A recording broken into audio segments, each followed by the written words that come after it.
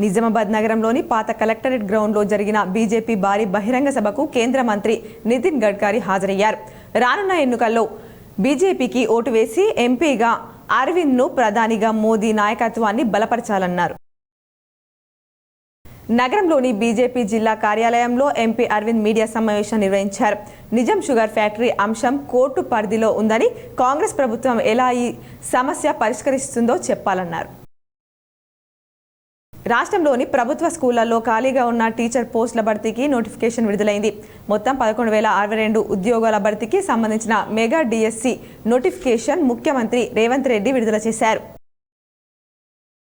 దర్పల్లి మండల కేంద్రంలో tailors day సందర్భంగా దర్జీలు ఒక చోట చేరి కేక్ కట్ చేసి పండుగను ఘనంగా జరుపుకున్నారు. మాక్లూరు మండలంలోని చిక్లి గ్రామ పెద్దవాగులో ప్రమాదవశాత్తు వాగులో పడి సుమారు 55 సంవత్సరాల వయసు గల వృద్ధుడు మృతి చెందాడు. స్థానికుల వివరాల ప్రకారం వల్లభాపూర్ గ్రామానికి చెందిన గొల్ల గంగారంగా గుర్తించారు. బోధన్ మారుతి మందిరంలో నవ విగ్రహాల ప్రతిష్టాపన కార్యక్రమంలో కృష్ణ మహారాజ్ పాల్గొన్నారు. ఇంటర్మీడియట్ పరీక్షలు పకడ్బందీగా నిర్వహించాలని జిల్లా కలెక్టర్ జితేష్ వి పాటిల్ అన్నారు. ఎల్లారెడ్డి పట్టణంలోని ప్రభుత్వ జూనియర్ కళాశాల పరీక్ష కేంద్రాన్ని జిల్లా కలెక్టర్ జితేష్ వి పాటిల్ తనిఖీ చేశారు. బాన్స్వాడ బీఎస్సీ నర్సింగ్ కాలేజ్ అనుబంధ వసతి గృహాన్ని మాజీ శాసనసభ సభాపతి, మాజీ మంత్రి, బాన్స్వాడ నియోజకవర్గ శాసనసభ్యులు పోచారం శ్రీనివాసరెడ్డి పరిశీలించారు.